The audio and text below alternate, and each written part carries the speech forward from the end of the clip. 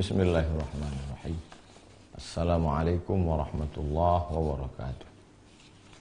Alhamdulillah wassalatu wassalamu ala Rasulillah wa ala alihi wa sahbihi wa man tabi'ahu wa mawalah.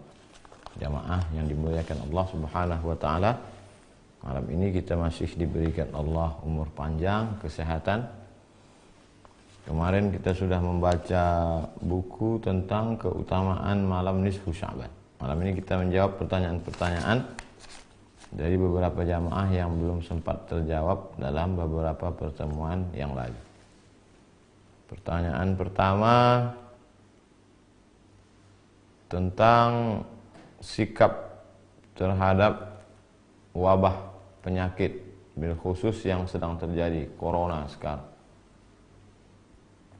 Apa sikap kita? Bagaimana sikap kita terhadap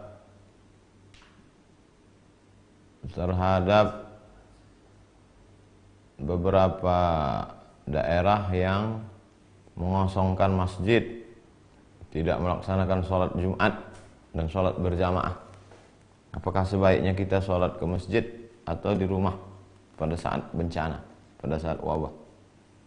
Maka Nabi SAW sudah mengajarkan kepada kita dalam Sahih Bukhari dan Muslim, idza sami'tum bihi ta'un, idza sami'tum bihi, kalau kamu mendengar ada bihi di situ maksudnya ta'un, wabah, bencana, musibah, penyakit, bi ardin, pada suatu daerah, la taqdimu alaih, jangan kamu datang ke sana. Kita sudah tahu di daerah itu ada wabah penyakit, maka kita jangan datang.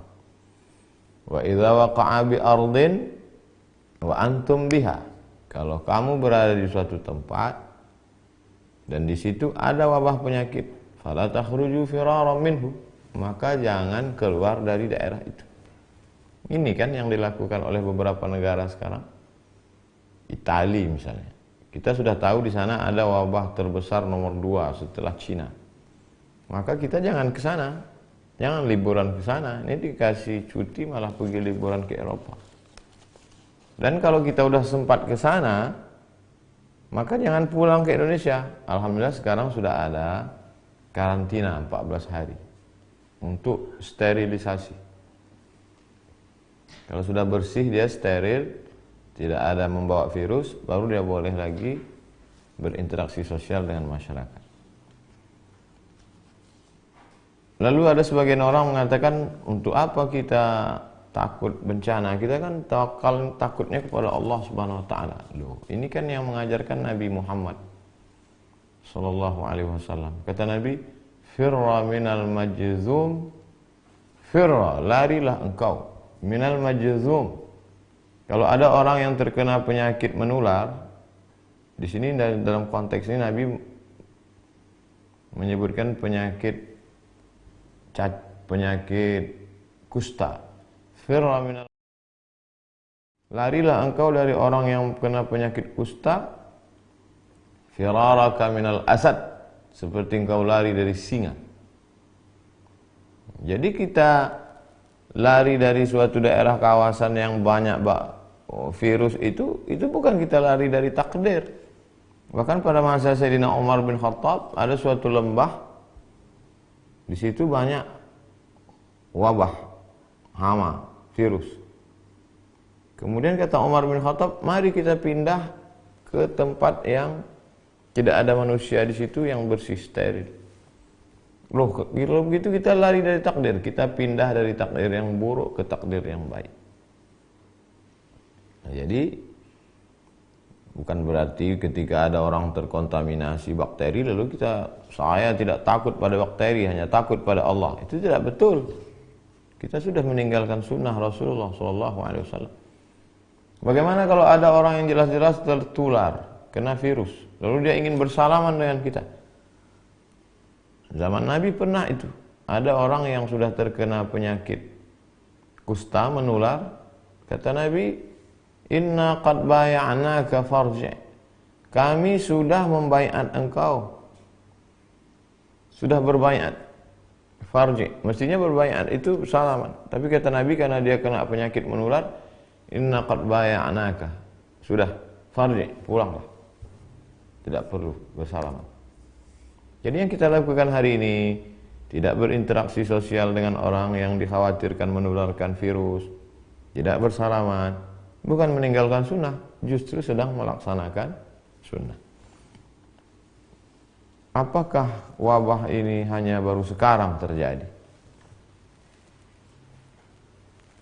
Kita baca apa yang disebutkan oleh Imam Az-Zahabi dalam kitab Syiar A'lam An-Nubala. Wa kana al-qahtu 'aziman bi Misra. Pernah suatu masa terjadi di Mesir itu masa paceklik. Wa bil Andalus. Tidak hanya di Mesir, sampai ke Andalusia, Spanyol. Mesir, Libya, Tunisia, Aljazair, Maroko, Spanyol. Wa ma'ahidha qahtun wala waba'un mithlu. Belum pernah terjadi masa paceklik, kemarau panjang dan wabah penyakit sedahsyat itu. Di Cordoba, di Spanyol, di Andalusia. Hatta baqiyatil masajidu mughlaqah. Sampai masjid-masjid ditutup. Bila musallin, tidak ada orang salat. Masjid tutup, tak ada salat. Sama seperti sekarang. Wa summiya 'amul ju'il akbar. Tahun itu disebut dengan tahun al-ju'il akbar. Tahun kelaparan, wabah penyakit terdahsyat, terbesar dalam sejarah. Begitu kata Imam. Jadi jangan pernah kita merasa memang ini lagi takdir kita. 1820 pernah terjadi. Dulu ada namanya kolera, dulu pernah ada flu burung, dulu pernah ada medco. Dan ini takdir. Makanya di antara rukun iman antu'mina billah wa malaikatihi wa kutubihi wa rusulihi wal yaumil akhir wa biqadri khairihi wa syarrihi. Oleh sebab itu bagaimana sikap kita? Ati'ullah, taat kepada Allah, wa ati'ur rasul, taat kepada Rasulullah SAW, wa ulil amri ulama. Majelis Ulama Indonesia sudah mengeluarkan tentang masalah salat berjamaah, tentang masalah tidak berkerumun, dan saya pribadi tidak melaksanakan tabligh akbar untuk menjaga ini. Bahwa ada sebagian orang mengatakan risau, kenapa masjid ditutup, kenapa mall tidak, kenapa masjid ditutup, kenapa airport tidak, kenapa masjid ditutup, kenapa bioskop tidak. Itu tidak serta-merta lalu kita berkata, kalau begitu masjid jangan ditutup. Jadi yang tepat itu bukan begitu. Tidak berkerumun di masjid, juga tidak berkerumun di mall. Jangan sampai ketika orang ditanya, kamu tidak sholat Jumat? Saya takut nanti tersebar virus. Dia tidak sholat Jumat, dia tidak sholat berjamaah, tapi ke mall. Tapi orang asing yang tidak steril dibiarkan masuk. Nah, ini tidak benar. Oleh sebab itu kita saling menjaga. Saya percaya kepada Majelis Ulama Indonesia dan khusus Mesir, karena saya alumni Al-Azhar, ikut Hay'atu Kibar Ulama Al-Azhar. Saya sebagai orang yang awam, tidak berilmu, ikut ulama-ulama guru-guru kami di Azhar yang sudah mengeluarkan keputusan pada tanggal 15 Maret 2020 tentang gugurnya sholat Jumat dan sholat fardu. Perlu kita pahami bahwa korban akibat virus corona di Mesir jauh di bawah Indonesia. Coba lihat pengumuman, paling tinggi di atas Cina, setelah itu Italia, setelah itu Iran. Kita, Mesir jauh di bawah. Oleh sebab itu Mesir saja langkahnya begitu, apalagi kita. Wallahu a'lam bishawab. Assalamualaikum warahmatullahi wabarakatuh. Waalaikumsalam warahmatullahi wabarakatuh. Bagaimana cara menjelaskan kepada orang tua yang baik agar selalu tidak merasa bangga karena sudah haji, tidak pamer dan tidak merasa baik, dan menjadi wanita salihah itu seperti apa? Wahai bapak-bapak, orang tua yang anaknya sudah ngaji, sudah diajarkan di rohisnya, di sekolahnya, di kampusnya tentang tawadu, rendah hati, tiba-tiba setelah dia pulang ke rumah, dia mendapati orang tuanya masih angkuh dan sombong walaupun sudah haji. Maka kita perlu merenungkan apa makna dari ibadah. Semua ibadah dalam Islam itu ada tujuannya. Salat, inna salata tanha 'anil fahsya wal munkar. Salat mencegah dari keji dan munkar. Puasa, ya ayyuhalladzina amanu kutiba 'alaikumus shiyam kama kutiba 'alal ladzina min qablikum la'allakum tattaqun. Tujuan puasa takut. Haji, tujuan haji, faman farada fihi al hajja, siapa yang melaksanakan haji fala rafasa, menjauhi seksual, wala fusuqa, jangan lagi nakal secara yang non seksual, korupsi, termasuk dosa batin, angkuh, sombong, takbur, hasad. Wala jidal, lidahnya tidak kasar. La yadkhulul jannah, tidak masuk surga man kana fi qalbihi, siapa yang dalam hatinya mithqala habbatin min khardalin min kibrin, ada sombong sebesar biji sawi. Mestinya orang yang pulang haji itu justru lebih rendah hati. Karena inti dari haji, al-hajju arafah. Haji itu wukuf di padang Arafah. Di padang Arafah dia sudah melihat tidak ada orang kaya, tidak ada orang miskin, tidak ada ulama, tidak ada rakyat jelata, tidak ada penguasa, semua pakaiannya sama. Oleh sebab itu, di antara pesan hikmah di balik ibadah haji adalah tidak angkuh dan tidak sombong. Cukup share video ini ke orang tua, sahabat, kawan yang sudah haji tapi justru makin sombong. 2. Menjadi wanita salihah. Yang pertama, al-imanul qawi, imannya mesti kuat. Yang kedua, al-iman al-aqidatul matinah, imannya kuat. Yang kedua, sahihul ibadah, ibadahnya mesti benar. Yang ketiga, al-akhlaqul karimah, berakhlakul karimah. Ada orang sopan, baik, lembut, tapi akidahnya menyimpang, tidak betul. Ada orang rajin ibadah, rajin sedekah, tapi lidahnya kasar, berarti akhlaknya kurang. Seorang baru dikatakan baik kalau cukup 3. Al-aqidatul matinah, akidahnya, tauhidnya benar, la ilaha illallah Muhammadur Rasulullah. Kemudian setelah itu al-ibadatus sahihah, sahihul ibadah, ibadahnya benar menurut tuntunan sunnah Rasulullah sallallahu alaihi wasallam. Yang ketiga, al-akhlaqul karimah, berakhlakul karimah. Berdosakah seorang ibu jika saat anak membangun rumah tapi uangnya dikorupsi oleh ibunya? Datang seorang melaporkan ayahnya kepada Nabi SAW. Ya Rasulullah, ayah saya mengambil harta saya. Kata Nabi, anta wa maluka li abik, engkau dan hartamu milik bapak. Jangankan engkau, jangankan hartamu, engkau, anta wa maluka li abik, engkau dan bapakmu, engkau dan dirimu milik bapak. Nabi sedang mengajarkan bakti seorang anak kepada orang tua. Tapi pun meskipun begitu, tentu ada batas kewajaran. Kira-kira yang wajar itu berapa? Kalau sampai di atas lebih dari kewajaran, tapi jangan gara-gara itu sampai seperti yang kita lihat di pengadilan.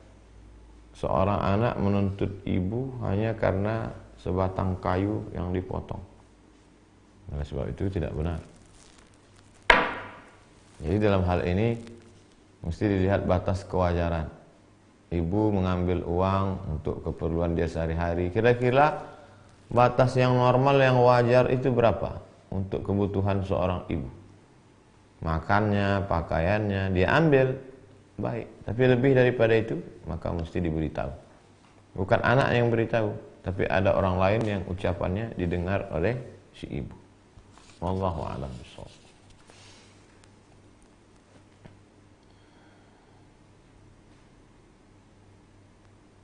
Kenapa saya susah sekali dapat jodoh? Jodoh itu bagian dari rezeki. Oleh sebab itu, wa fis sama'i rizqukum wa ma tu'adun. Rezeki kamu dijanjikan Allah Subhanahu wa taala. Suatu ketika Nabi lewat di depan Abdullah ibnu Mas'ud. Ibnu Mas'ud sedang sedih. Kata Nabi, la tukthir hammak. La tukthir hammak. Jangan terlalu risau dengan hidup, wahai Abdullah bin Mas'ud. Ma yuqaddar yakun. Yang sudah ditetapkan Allah untukmu pasti terjadi. Wa ma turzaqu ya'tik. Apa yang sudah ditetapkan Allah menjadi rezekimu pasti datang. Rezekimu lebih tahu di mana engkau berada daripada engkau mengetahui di mana letak rezeki. Oleh sebab itu, di situlah letak keyakinan, di situlah letak iman.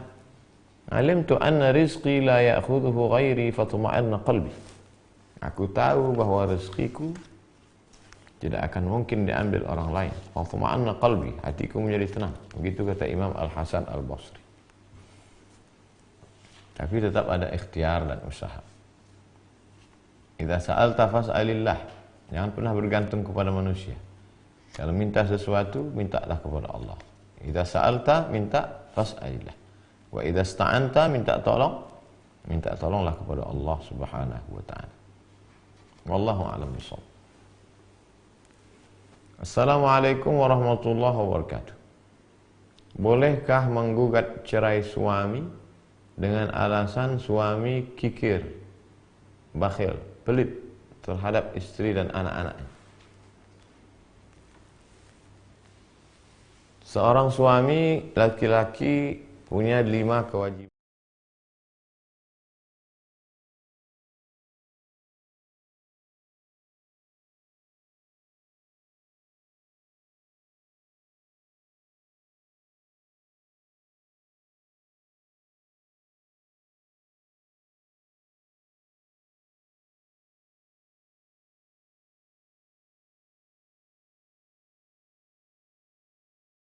Tempat tinggal, uang. Pendidikan, uang. Oleh sebab itu, ketika mau menikah, Pak Kua memerintahkan suami membaca wa'ashiruhunna bil ma'ruf. Pergaulilah istrimu itu dengan ma'ruf. Ma'ruf diambil dari kata urf. Urf, standar di kota itu kira-kira untuk 4 ini berapa? Makan, pakaian, tempat tinggal, pendidikan. Berapa standarnya? Tidak sama antara di Jawa dengan Sumatera. Kalau standarnya 3 juta, dia beri 3. Kalau standarnya 5, dia beri 5. Kalau dia tidak beri, maka tidak otomatis langsung istri menggugat cerai. Tidak seperti itu. Maka istri punya 6 wali. Istri perempuan ada 6 wali. Ayahnya, kakeknya, abangnya, adiknya, kakak ayahnya, adik laki-laki ayahnya. 6 wali ini yang akan bicara kepada suami. Suaminya dipanggil, menantu, kamu punya 5 kewajiban.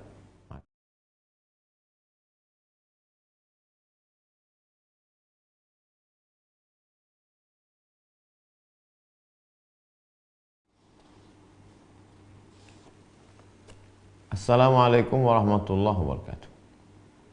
Aku hamba Allah ingin menanyakan bagaimana hukumnya mentalak 3 langsung.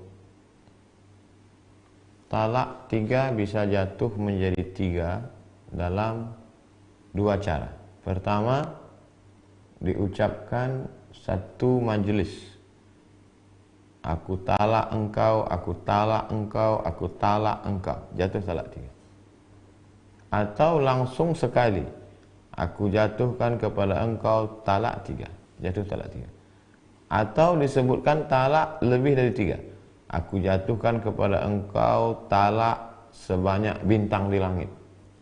Jatuh talak 3. Laki-laki yang sudah menjatuhkan talak 3 kepada istrinya, fala tahillu lahu hatta tankiha zawjan ghairah. Tidak bisa rujuk lagi sampai istrinya itu menikah dengan laki-laki lain. Tidak hanya sekedar akad, tapi mesti berhubungan kelamin.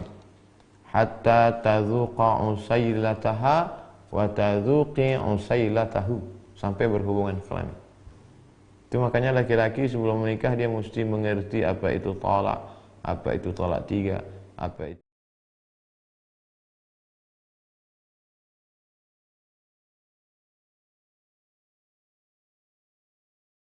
perbuatan yang diharamkan Allah Subhanahu wa taala.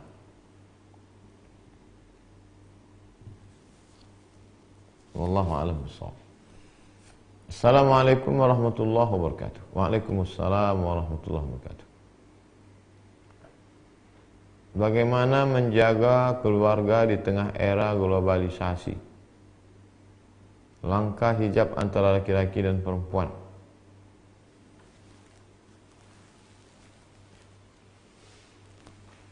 Tetaplah kalau tidak ada urusan, perempuan menutup dirinya. Sebaik-baik perempuan adalah perempuan yang tertutup. Dalam sholat pun begitu. Kalau mengangkat tangan terbuka, bahu tertutup, maka lebih baik yang tertutup. Kalau perempuan itu lebih tertutup, lebih baik. Kira-kira kalau tidak ada urusan, ada undangan, menutup aurat, pakaiannya longgar, pergi dengan mahram. Kalau dia terpaksa juga mau mencari nafkah, la yakhluwanna rajulun ma'amra'atin illa ma'azi mahramin. Jangan berdua-duaan dengan laki-laki yang tidak mahram. Ada 1000 alasan untuk tidak berduaan dengan laki yang tidak mahram. Dia ajak nanti tidak gaul segala macam, cari alasan lain. Sibuk mengerjakan tugas dan lain sebagainya. Syaitan akan senantiasa la'atiyannahum min baini aidihim, aku akan datang dari depan, wa min khalfihim dari belakang, wa an aymanihim dari kanan, wa an syama'ilihim dari kiri.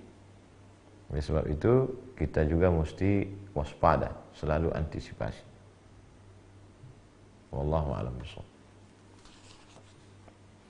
Assalamualaikum warahmatullahi wabarakatuh. Waalaikumsalam warahmatullahi wabarakatuh. Bagaimana menjadi wanita di zaman yang hidup di lingkungan kurang faham tentang Islam, di lingkungan beda ras dan golongan? Pertama, jangan pernah menyalahkan takdir mengapa hidup di zaman ini. Al-ibadatu fil haraji, orang yang tetap istiqamah beribadah pada masa banyak fitnah, kahijratin ilayya, sama seperti orang yang berhijrah bersama Rasulullah SAW. Yang kedua, tetap istiqamah. Syarat istiqamah mesti berjamaah. Makanya kalau di lingkungan itu ada pengajian, pengajian di mushola, pengajian di komplek, pengajian di RW, pengajian ibu-ibu, ikut. Kalau kira-kira isinya ghibah, jauhi. Kalau kira-kira isinya hanya pamer harta, hindari. Grup-grup WhatsApp, grup-grup yang mengajak kita kepada takut pada Allah. Kalau hanya sekedar pamer harta, sia-sia, permisi untuk keluar. Di kantor gitu juga. Ada komunitas ngaji, komunitas sedekah, komunitas hijrah, ikuti. Yang kira-kira kalau punya sahabat, dia mengingatkan tentang puasa sunat Senin Kamis, dia mengingatkan kita tentang banyak zikir dan sholawat, dia bertanya pada kita, ini malam Jumat, hari Jumat sudah baca surat Al-Kahfi apa belum, sudah baca Yasin atau belum, dia SMS sudah tahajud atau belum, pegang. Itu menolong kita di hadapan Allah Subhanahu wa ta'ala. Kita tidak bisa berjalan sendiri di tengah lautan yang ombaknya keras, karangnya tajam. Maka mesti ditolong orang lain. Nabi Musa alaihissalam ditolong, waj'alli waziran min ahli, berilah aku seorang penolong, Harun akhi, saudaraku Harun alaihissalam. Allahu a'lam bishawab. Bagaimana sikap kita terhadap orang tua yang masih belum merestui anaknya untuk menikah? Karena alasan orang tua masih punya banyak hutang, sedangkan kita sudah tidak bisa menunggu. Anak melapor ke orang tua dia mau menikah, kata orang tuanya saya masih banyak hutang. Dia lupa bahwa menikahkan anaknya juga hutang. Dia masih terjerat hutang. Hutang itu ada jatuh temponya. Anakmu juga sudah jatuh tempo, dia mesti dibayarkan juga hutang, menikahkan dia. Ayyu'allamahul kitaba idza aqala. Kewajiban seorang ayah, orang tua, mengajarkan anaknya kitab, pendidikan kalau sudah akil balik. Wa ayyuzawwijahu idza balagha. menikahkannya kalau sudah sampai masanya. Jadi menikahkan anak juga hutang. Wahai ayah, wahai ibu, perhatikan itu. Jangan ditunda yang ini. Yang membuat orang menunda pernikahan anaknya adalah sebab pesta yang terlalu mahal, high class. Padahal menikah itu sangat murah. Cukup rukun syarat, aku nikahkan engkau dengan anakku dengan mahar sebentuk cincin emas tunai. Aulim walau bisyatin, buatlah kenduri walaupun memotong seekor kambing. Seekor kambing itu di Arab artinya yang datang itu 10 orang, karena satu kambing itu yang makan 10 orang. Artinya kenduri supaya jangan sampai jadi fitnah. Cukup. Bukan yang wah lalu setelah itu dililit hutang karena ikut tradisi. Oleh sebab itu solusinya kembali ke sunnah Rasulullah sallallahu alaihi wasallam. Wallahu a'lam bishawab. Assalamualaikum warahmatullahi wabarakatuh. Saya hamba Allah dari Cirebon. Bagaimana sebaiknya sikap anak ketika melihat ibunya disakiti suaminya? Si anak punya ayah tiri. Dia melihat ayah tirinya menyakiti ibunya. Bagaimana sikap dia? Maka si anak melapor kepada wali ibu. Ibumu punya 6 orang, nak. Ibumu punya 6 backing yang membacking ibu. Pertama, ayahnya, kakekmu. Yang kedua, kakek ibu. Yang ketiga, adik ibu. Yang keempat, kakak ibumu laki-laki. Yang kelima, adik kakekmu laki-laki. Yang keenam, kakak kakekmu. 6 orang ini kau lapor ke wali-walinya. Nanti wali ini yang akan memanggil ayah tirimu. Jadi bukan kau yang menghajar ayah tirimu. 6 orang ini yang akan memanggil ayah tirimu supaya mereka akan memberikan pelajaran kepada dia. Begitu aturannya, prosedurnya dalam ajaran Islam. Jadi wali itu dicari bukan hanya pada saat akad nikah saja. Wali bertanggung jawab sampai mati. Auratnya, makannya, pakaiannya, ibadahnya, kehidupan sosialnya. Jadi tidak bisa perempuan berkata, kamu jangan intervensi hidup saya. Berarti dia tidak mengerti ajaran Islam. Wallahu a'lam bishawab. Pak Ustaz, salahkah sholat ke masjid padahal di rumah dekat musola? Kalau masjid itu ada sholatnya 5, subuh, zuhur, asar, maghrib, isya, dia namanya masjid. Tempat kita namanya musola. Di Jawa namanya langgar. Di Sumatera Barat namanya surau. Kalau ada 6 sholat, subuh, zuhur, asar, maghrib, isya, Jumat, namanya masjid jami'. Yang besar nih masjid jami'. Yang kecil masjid saja. Tidak ada sholat Jumatnya. Lalu kemudian rumahmu dekat. Di mana engkau sholat? Sama saja. Sholat di sini 25 derajat, sholat di sini 25 derajat. Tapi gara-gara engkau pergi ke masjid jami yang besar, maka di musola ini kosong, nggak ada orang sholat. Istahwadha alaihimus syayatin. Istahwadhat alaihimus syayatin. Kalau sampai di masjid yang sudah dilaksanakan di musola di surau, ini yang biasanya sholat 5 waktu, tiba-tiba ada satu kali absen, satu kampung diganggu syaitan. Kenapa kamu ke masjid yang besar? Oh, karena di masjid yang besar ada pengajiannya setelah zuhur. Di musola ini hanya sholat saja. Jamaahnya 5-10 orang, tapi tetap ada jamaah. Nggak apa-apa ke masjid yang besar.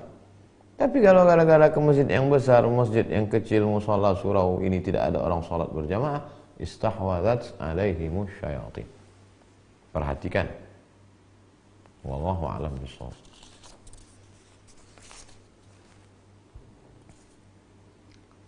Assalamualaikum warahmatullahi wabarakatuh. Ustaz, bagaimana cara meningkatkan kualitas diri yang baik di mata Allah?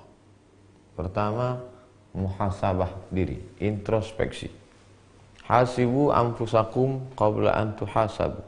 Introspeksi diri kamu sebelum kamu dihisab, dihitung Allah SWT. Jadi sebetulnya beberapa hari isu virus coronavirus ini adalah untuk kita introspeksi diri di rumah, merenung sebetulnya yang kita cari selama ini apa. Kita ini sebetulnya sedang di mana? Begitu cepatnya orang panik, ketakutan, begitu hebatnya masa zaman ini, orang mati mendadak, semakin meningkat. Nanti dari perenungan itu akan bangkit semangat untuk beribadah. Kalau sudah beribadah, istiqamah. Ibadah hati, sabar, ridha, qanaah, tawakal. Ibadah lisan, kata-kata baik, nasihat, zikir. Ibadah anggota tubuh, mata, meneteskan air mata karena takut, melihat Al-Quran, melihat orang soleh, telinga mendengarkan tausiah, tangan bertasbih subhanallah walhamdulillah la ilaha illallah allahu akbar. Wa ma khalaqtul jinna, tidak kuciptakan jin wal insa, dan manusia, illa liya'budun, kecuali beribadah. Ibadah hati, ibadah anggota tubuh, ibadah lisan, ibadah harta, zakat, wakaf, infak, sedekah, wasiat, hibah. Tapi semua ini ibadah ini hampa, tidak ada maknanya kalau tidak ikhlas. Wa ma umiru illa liya'budullaha mukhlishina lahuddin. Ikhlas karena Allah Subhanahu wa taala. Wallahu a'lam bissawab. Bismillah.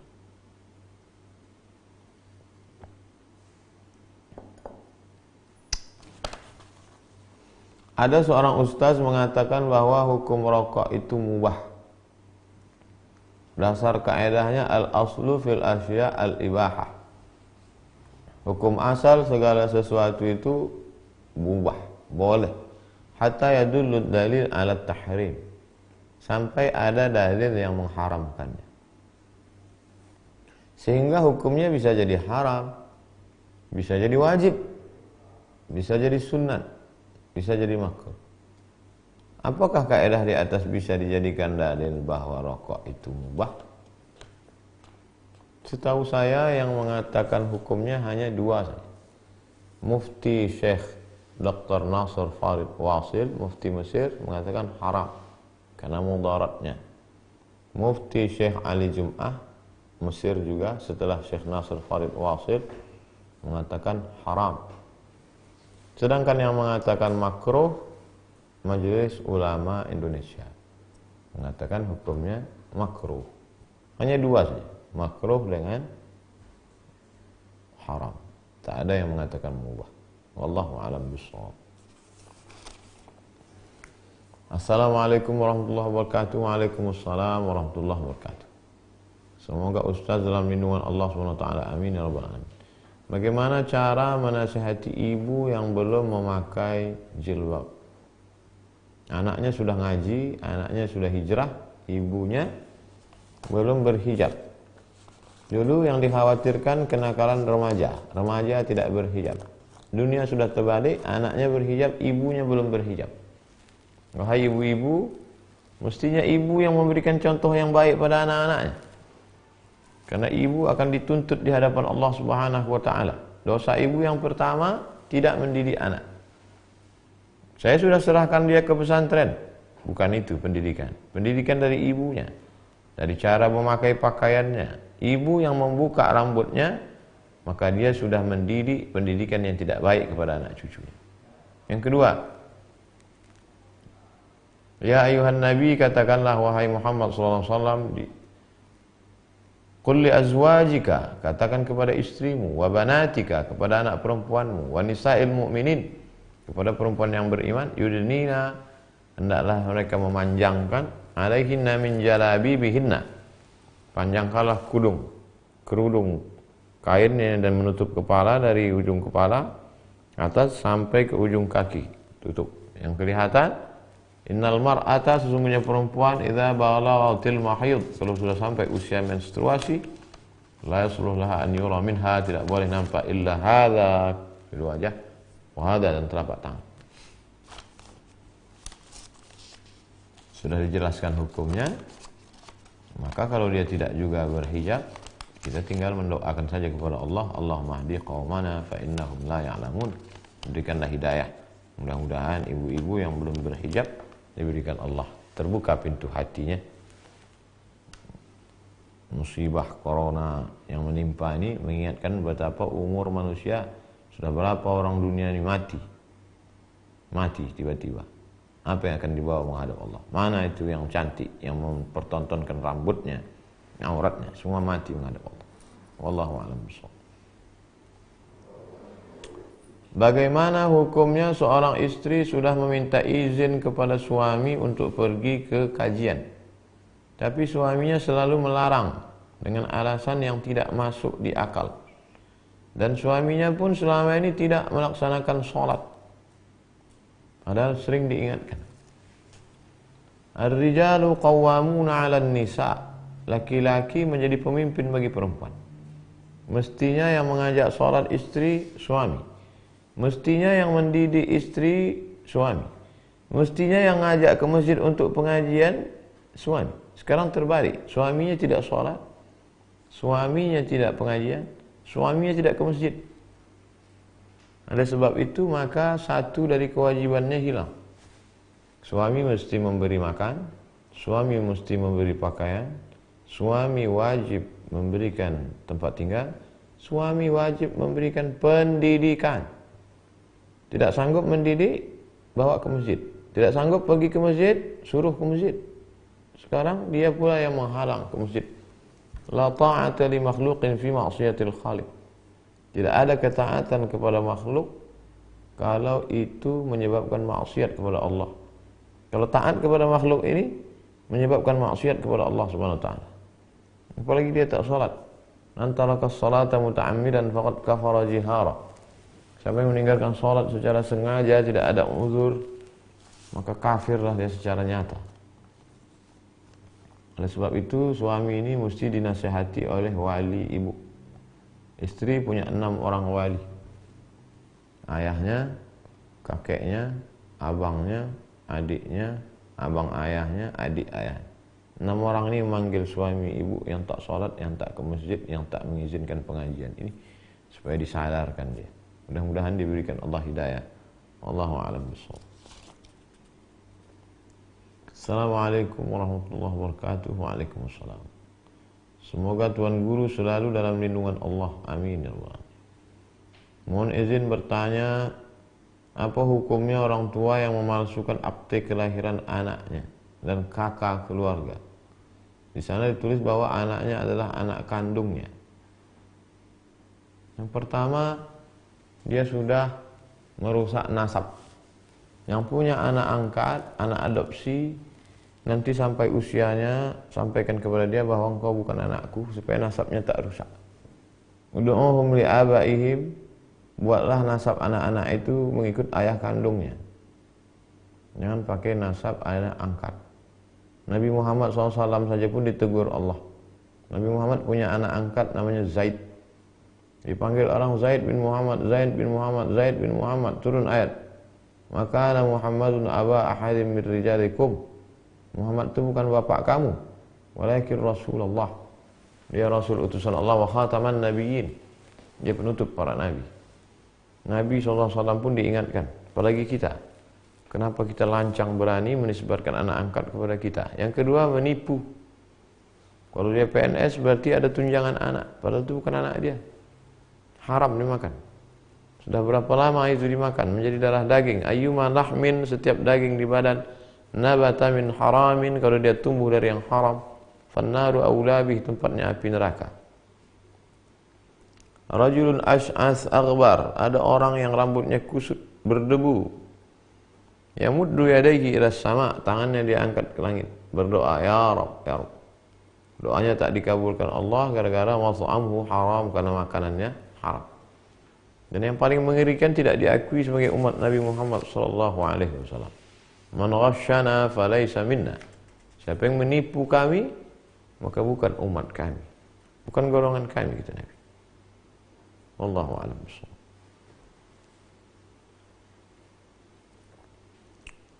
Bagaimana hukumnya penghafal Quran yang masih gemar maksiat?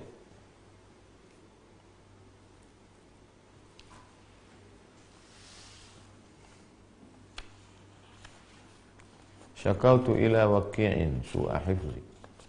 Aku, kata Imam Syafi'i, melapor kepada guruku Imam Waqi' karena hafalanku kacau. Fa arsyadani ila tarkil ma'asi. Guruku menasihatkan kepadaku supaya meninggalkan maksiat.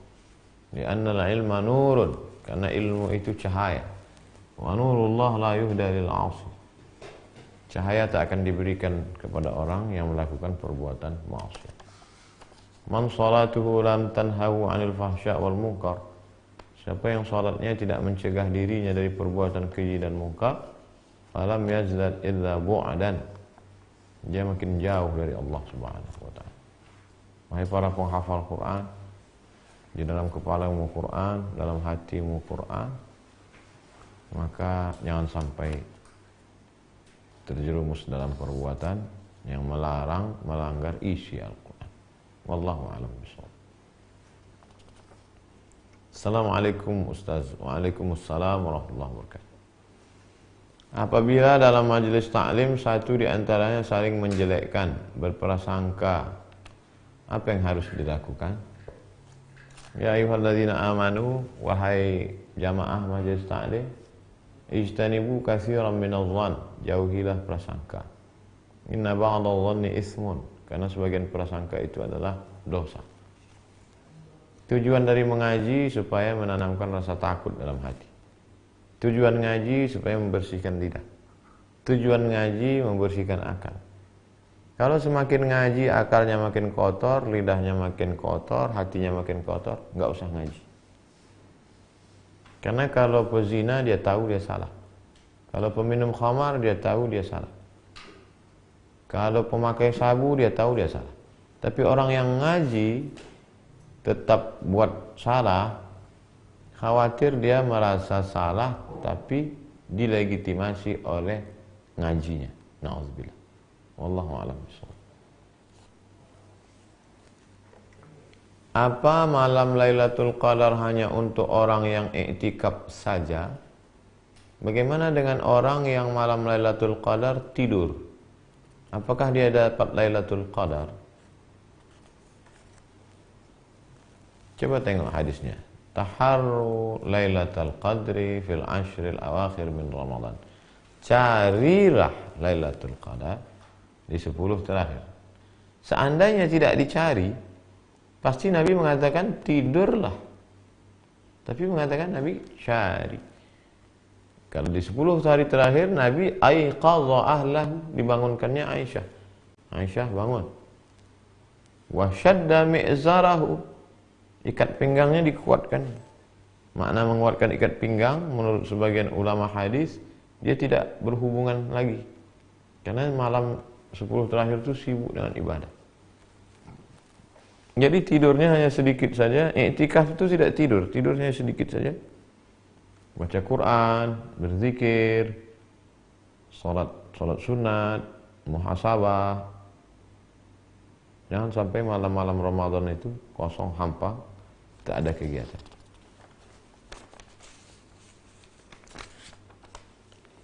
Assalamualaikum Pak Ustaz. Waalaikumsalam warahmatullahi wabarakatuh. Saya mahasiswa.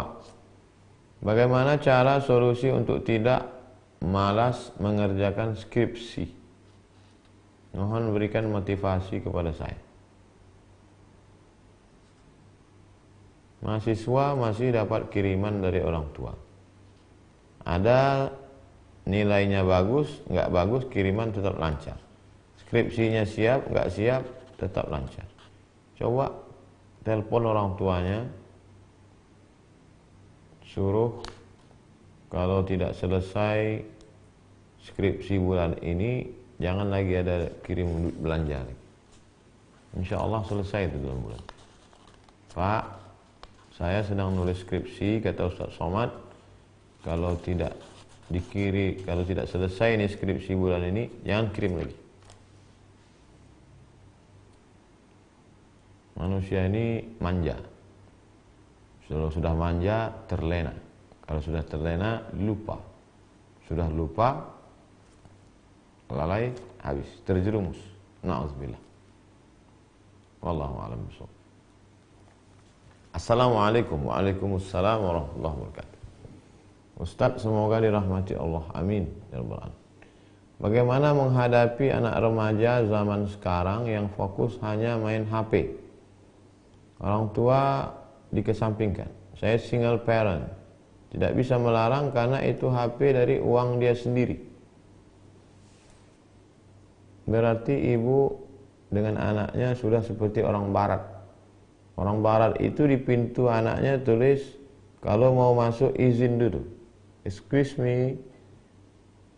Nanti pacarnya datang jemput, kalau udah umur 18 silakanlah pergi sampai pagi, bebas. Itu bukan ajaran Islam. Anta wa maluka li abi. Jangankan HP-mu itu, dirimu pun punya. Punya bapakmu, punya ibu. HP-nya itu HP-nya itu pun punya ibu.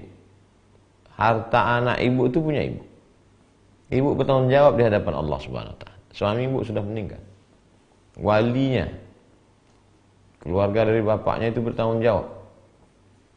Kalau cakap omongan ibu tidak dia dengar, maka dari pihak ayahnya memberikan nasihat pada dia. Jangan karena dia sudah mandiri, kerja, bisa beli HP sendiri, lalu kita merasa tidak bisa. Maka kita akan diminta pertanggungjawaban di hadapan Allah Subhanahu wa taala. Kullukum ra'in, setiap kamu pemimpin. Wa kullukum mas'ulun 'an ra'iyatihi, setiap kamu akan ditanya di hadapan Allah Subhanahu wa taala. Wallahu a'lam bishawab.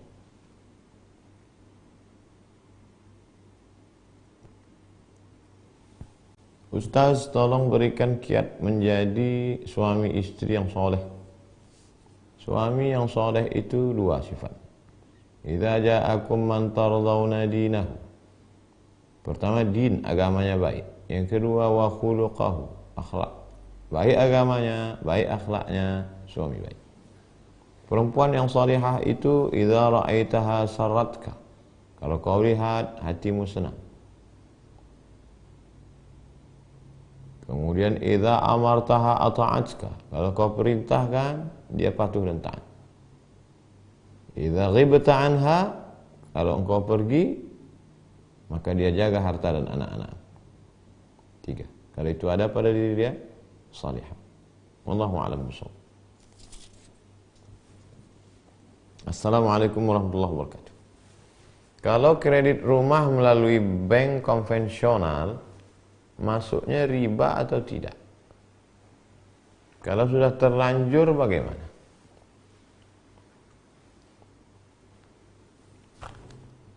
Coba tulis di Google Abdul Somad Moroko spasi kredit.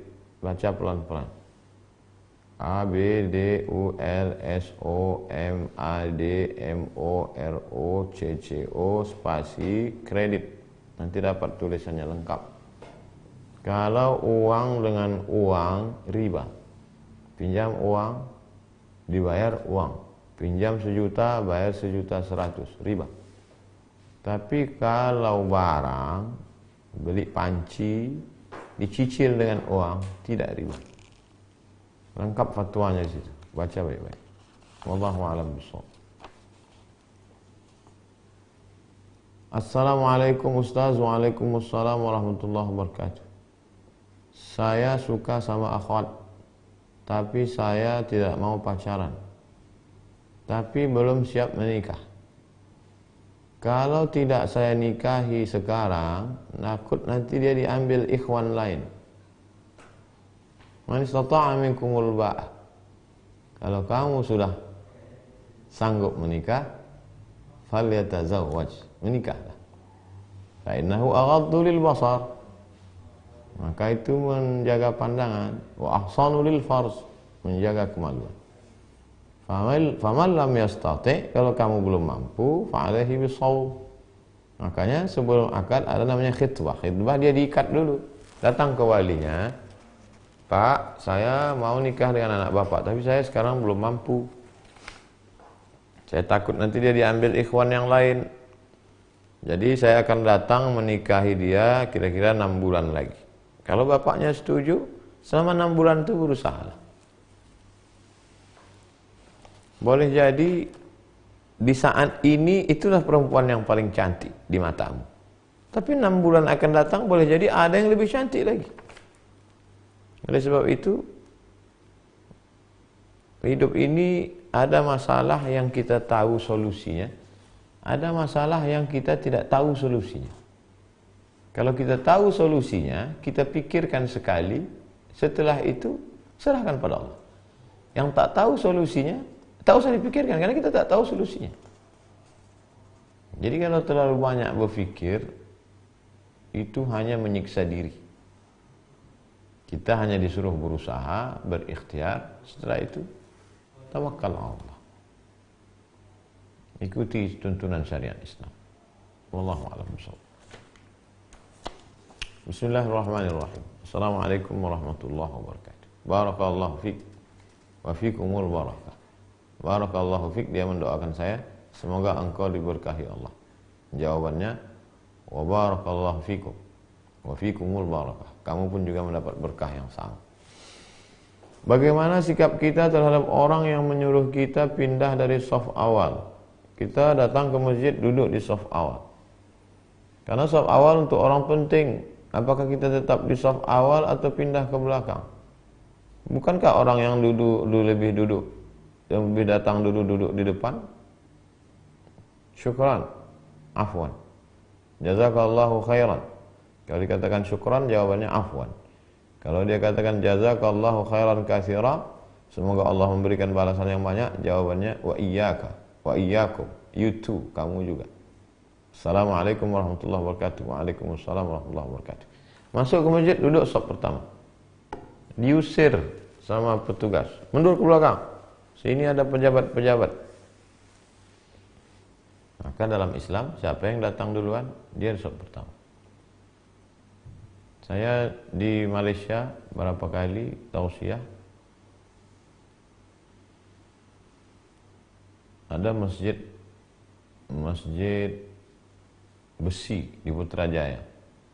Sampai di sana saya sholat, kemudian ditunjukkan oleh jamaah, ini tempat Tun Mahathir Muhammad sholat Jumat. Bukan di shop pertama, shop belakang dekat pintu. Dia tahu dia terlambat karena banyak tugas kerja negara, dia datang terlambat di shop belakang. Yang datang duluan shop depan. Kembali kepada ajaran Islam. Kalau mau cepat datang shop depan, lambat shop belakang. Kalau diusir orang, kalau kuat pertahankan, kalau tak kuat mundurlah. Wallahu a'lam bishawab. Assalamualaikum. Waalaikumsalam warahmatullahi wabarakatuh. Apa hukum menjamak salat tanpa uzur syar'i? Satu hadis Abdullah ibnu Abbas, Nabi pernah menjamak, bukan qasar, jamak saja di Madinah, tidak safar. Tapi itu tidak bisa dijadikan dalil untuk kita dikit-dikit menjamak. Nanti orang semuanya menjamak, sedikit menjamak. Oleh sebab itu ada syaratnya. Kalau dia jamak qasar, maka mesti 89 km. Oleh sebab itu maka jamak tanpa qasar, zuhurnya tetap 4, asarnya tetap 4. Dijamak takdim asar ke zuhur sebab yang memang tidak bisa terelakkan. Contohnya dokter mau operasi. Dokter mau operasi jam 12. Jam 12 di Sumatera belum masuk zuhur. Selesai operasi jam 5. 1, 2, 3, 4, 5. 5 jam operasi. Maka sholat zuhurnya dijamak dengan asar. Tetap 4-4. Jamak takhir. Karena tak terelakkan lagi. Atau orang yang sakit, kemudian dia kemoterapi. Kemo itu 5 jam, jarum. Tidak boleh bergeser. Kalau bergeser 5 jam. Nah, itu bisa jamak. Tapi kalau hanya sekedar macet dikit, nanti kita khawatirnya mempermudah-mudah. Ibadah ini mudah, tapi jangan dipermudah-mudah. Mudah, tapi jangan dipermudah-mudah. Tanya ulama. Jangan mikir sendiri, lalu diamalkan sendiri, padahal kita tidak mengerti. Wallahu a'lam bishawab. Assalamualaikum Pak Ustaz. Waalaikumsalam warahmatullahi wabarakatuh. Apa hukumnya kerja di bank syariah, namun di bank tersebut masih belum memenuhi tingkat syariah? Bank syariah yang sekarang itu adalah menuju syariah, belum pure murni syariah, masih menginduk ke konvensional. Tapi kalau kita bunuh, kita matikan bank syariah ini, nggak ada tuh bank syariah, ya mati total. Bank syariah ini di Indonesia baru 7%. 93% umat Islam tidak menabung di bank syariah. Oleh sebab itu, alihkan tabungan, pindahkan ke bank syariah. BNI syariah, Bank Syariah Mandiri, Bank Riau Kepri syariah, BRI syariah. Itu salah satu usaha umat Islam supaya ekonominya syar'i. Dan sudah keluar fatwa dari DSN, Dewan Syariah Nasional. Halal, kalau dapat hasil, bagi hasilnya halal. Yang bekerja di situ juga halal, security-nya halal, drivernya halal. Wallahu a'lam bishawab. Assalamualaikum. Waalaikumsalam warahmatullahi wabarakatuh. Semoga Pak Ustaz selalu dilindungi Allah. Amin ya rabbal alamin. Jika ada seorang sedang sholat, lalu ada orang lain jalan di depannya, bagaimana hukumnya? Lau ya'lamul marru baina yadayil musalli madza alaih. Seandainya orang di depan itu tahu bagaimana dosanya melewati orang salat, lakana ayyaqifa 40 khairan lahu. Dia tegak nunggu di situ 40 hari, 40 bulan, 40 tahun. Khairan lahu, lebih baik min ayyamurra baina yadayhi, daripada dia melewati orang sholat. Oleh sebab itu maka dianjurkan sholat itu pakai sutra. Ini tempat sujud kita, letakkan sutra. Kalau zaman dulu tombak, pedang, letakkan sutra. Letakkan sutra di depan. Habis itu baru sholat. Allahu Akbar. Antara kita dengan sutra ini tak boleh orang lewat. Dari sutra ke sana boleh, antara kita dan sutra. Kalau ada orang mau lewat, untuk menyelamatkan dia, jangan sampai dia berdosa. Kalau dia lewat juga, kata Nabi, faqtulhu, bunuh dia, kata Nabi SAW. Saking kan hebatnya larangan untuk tidak melewati orang sholat. Wallahu a'lam bishawab. Assalamualaikum warahmatullahi wabarakatuh. Waalaikumsalam. Saya melihat pergerakan jamaah tabligh dari kota ke pedalaman untuk dakwah agama. Di akhir tausiah mereka mengajak untuk belajar dakwah ke India, Pakistan, Bangladesh. Kenapa mesti ke India? Kenapa tidak ke Mesir? Saya mengajak ke Mesir. Nanti anak bapak ke Mesir ya. Kenapa? Karena guru saya di Mesir. Nanti hadir ke majelis Syekh Ali Jum'ah, hadir ke majelis Syekh Marwan Syahin, hadir ke majelis Syekh Muhammad Najmuddin Al-Kurdi. Kenapa? Itu guru-guru. Kemudian nanti ke Maroko ya. Kenapa? Karena guru saya di Maroko, hadir ke majelis Muhammad Ar-Ruki, hadir ke majelis Syekh Sadatil Ghumariyin. Nanti kamu ke Sudan, guru-guru saya di Sudan, hadir ke majelis Syekh Omar Al-Ma'ruf Ali, hadir Syekh Haidar.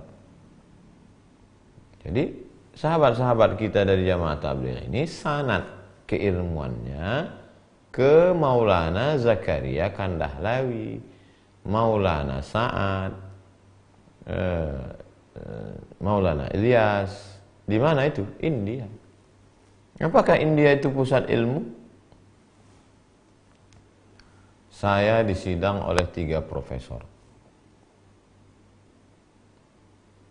Salah satu dari profesor yang menyidang disertasi saya itu alumni dari Deoban, Darul Ulum Deoban, India. Dia orang Sudan. Doktornya di Sudan. Tapi ngaji hadisnya di Deoban. Karena orang Deoban itu menjaga sanad. Kemudian di India itu ada lagi yang besar namanya Lucknow. Jadi kalau ulama-ulama yang di ujung namanya Syekh Zamzami di Malaysia, orang dari Banjar, Syekh Zamzami Al-Lucknawi. Lucknow, India. Penulis kitab Abul Hasan An-Nadawi, Madza khasiral alam bin hitatil muslimin. Nah, jadi mereka ini ulama-ulama besar dari India, ngaji ke India. Ya. Nanti ujungnya yang dari Maroko sanadnya ke Muhammad sallallahu alaihi wasallam, yang dari Sudan ke Muhammad sallallahu alaihi wasallam, yang dari India ke Nabi Muhammad sallallahu alaihi wasallam. Jadi bohong, itu belajarnya ke India tuh, hajinya ke India tuh. Itu fitnah, tak betul. Wallahu a'lam bishawab. Mohon penjelasan hadis dhaif pada kitab Fadail A'mal yang ditulis oleh Maulana Zakaria.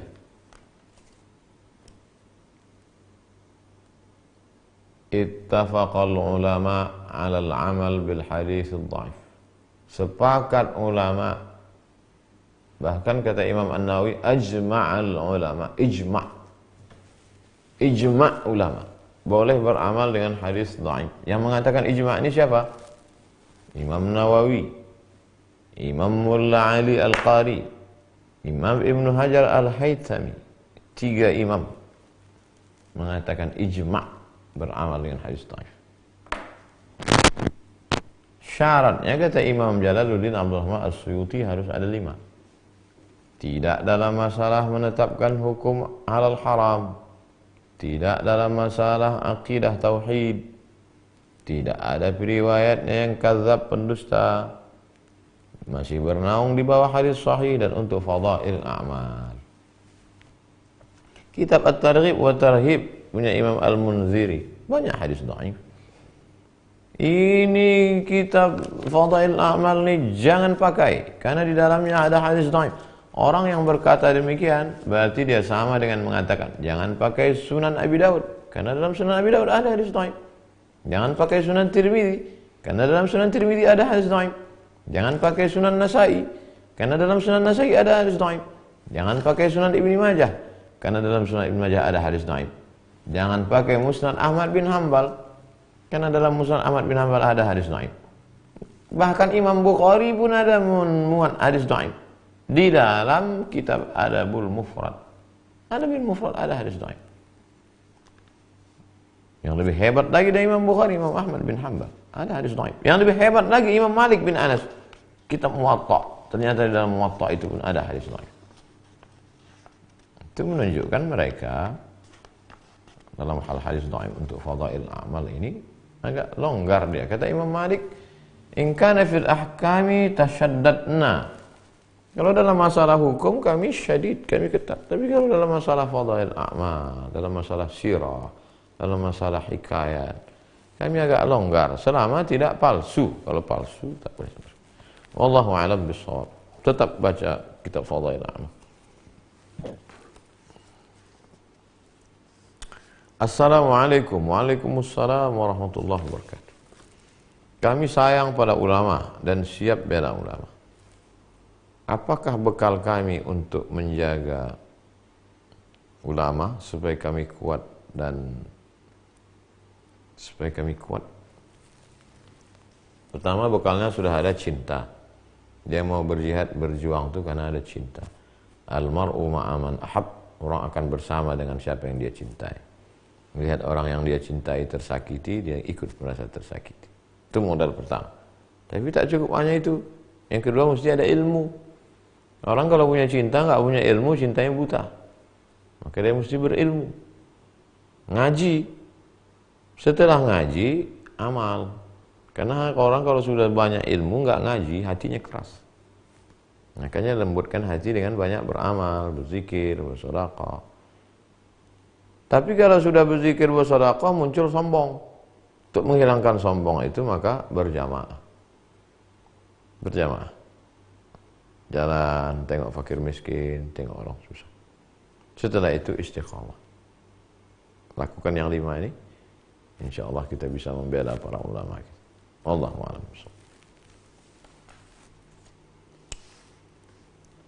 Assalamualaikum Ustaz. Waalaikumsalam warahmatullahi wabarakatuh. Bagaimana perasaannya dilaporkan ke polisi?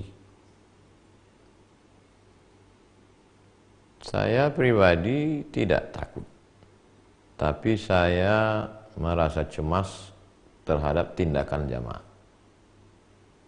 Makanya saya tidak pernah mengeluarkan ucapan yang kontroversial, karena itu akan berefek kepada jamaah, terutama di dunia maya.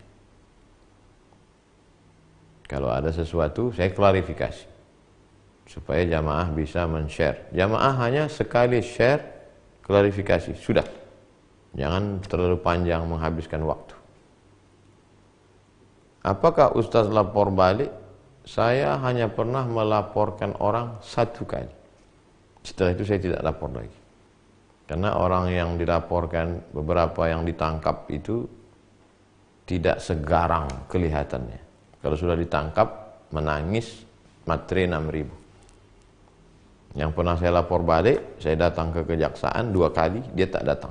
Karena mencret. Setelah itu saya tak mau lagi. Buang-buang waktu saya. Wallahu a'lam bishawab. Assalamualaikum Ustaz. Waalaikumsalam warahmatullahi wabarakatuh. Apa doa mempercepat rezeki untuk modal usaha? Karena saya tidak ingin melibatkan diri dengan riba. Datang seorang melapor ke Nabi, dia dililit hutang. Ya Allah, bagaimana ini supaya saya dapat modal usaha? Kata Nabi, baca doa ini, Allahumma inni a'udzubika minal hammi wal hazan wal ajzi wal kasal wal jubni wal bukhl wa dhala'id daini wa ghalabatir rijal. Allahumma inni a'udzubika minal hammi wal hazan wal ajzi wal kasal wal jubni wal bukhl wa dhala'id daini wa ghalabatir rijal. Allahumma inni a'udzubika minal hammi, jauhkan aku dari susah hati, wal hazan, kesulitan, wal ajzi, lemah, wal kasal, malas, wal jubni, pengecut, wal bukhli, bakhil, wa dhala'id daini, dililit hutang, wa ghalabatir rijal, dikuasai orang lain. Banyak-banyak doa itu, banyak-banyak sholat duha, banyak-banyak minta kepada Allah, banyak-banyak baca surat Al-Waqi'ah. Baca doa tadi, sholat duha, baca Al-Waqi'ah. Pertanyaan terakhir sebelum kita tutup. Assalamualaikum warahmatullahi wabarakatuh. Waalaikumsalam warahmatullahi wabarakatuh. Semoga Ustadz diberikan rezeki yang melimpah, amin, dan umur panjang, amin. Mohon penjelasan sholat waktu tahiyat akhir.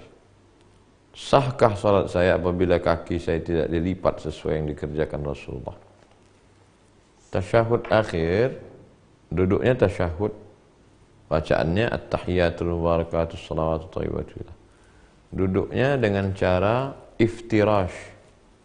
Iftirash, duduk di tapak kaki kiri. Dalam mazhab Hambali, kalau sholat itu tidak ada tasyahud awalnya. Makanya orang mazhab Hambali itu kalau tahiyatul masjid atau sholat qabliyah, duduk tasyahud akhirnya iftirash, duduk di tapak kaki kiri. Cara yang kedua adalah dengan cara tawarruk. Tawarruk itu menempelkan pantatnya ke lantai. Itu namanya tawarruk. Bagaimana kalau saya tidak bisa duduk seperti itu? Kenapa kau tak bisa duduk? Karena sakit. Ad-darurat tubihul mahzurat. Darurat. La yukallifullahu nafsan illa wus'aha. Duduk seperti biasa. Atau sholat duduk di kursi. Tidak bisa di kursi pun orang bisa sholat berbaring. Tidak bisa berbaring pun orang bisa sholat telentang pakai kedip mata. Nah, jadi tentang masalah sholat ini tidak ada keringanan. Meninggalkan sholat itu tak ada. Tetap laksanakan sholat dengan cara apa. Itulah jamaah sekalian dimanapun berada, di rumah, di jalan. Kalau tidak faham diulang lagi mendengarkan ini. Esok kita akan lanjutkan lagi pertanyaan-pertanyaan ini. Mudah-mudahan ada manfaatnya. Mohon maaf segala kesilapan dan kesilapan. Di akhir majlis mari kita berdoa kepada Allah Subhanahu wa taala. Allahumma shalli ala sayyidina Muhammad wa ala ali sayyidina Muhammad. salatan tunjina biha min jami'il ahwali wal afat. Dengan salat ini kami mohon kepada Engkau ya Allah supaya lepaskanlah kami dari segala malapetaka, bencana dan musibah. Wa taqdi lana biha jami'al hajat. Dengan selawat ini kami mohon kepada Engkau supaya tunaikan segala hajat kami. Wa tutahhiruna biha min jami'is sayyi'at.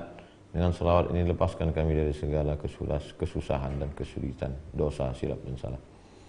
Wa tarfa'una biha indaka 'ala darajat. Dengan selawat ini tolonglah angkat derajat kami di sisimu ya Allah. Wa tuballighuna biha awsal ghayat min jami'il khairati fil hayati wa ba'dal mamat. Dengan selawat ini kami mohon sampaikanlah segala niat-niat baik kami, niat di dunia maupun di akhirat. Wa sallallahu ala sayyidina maulana Muhammad wa ala alihi wa sahbihi wasallam. Walhamdulillah. Terima kasih segala perhatian, mohon maaf segala kesilapan dan khilafan. Wassalamualaikum warahmatullahi wabarakatuh.